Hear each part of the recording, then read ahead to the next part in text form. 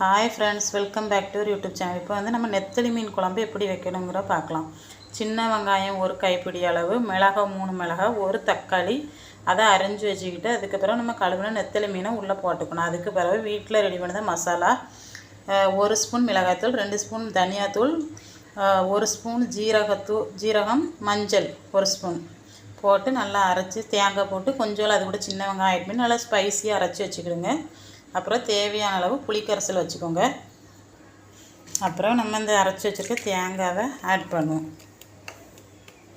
Add பண்ணி வச்சா அப்புறம் புளிக்கரைசலை ஆட் பண்ணுவோம்.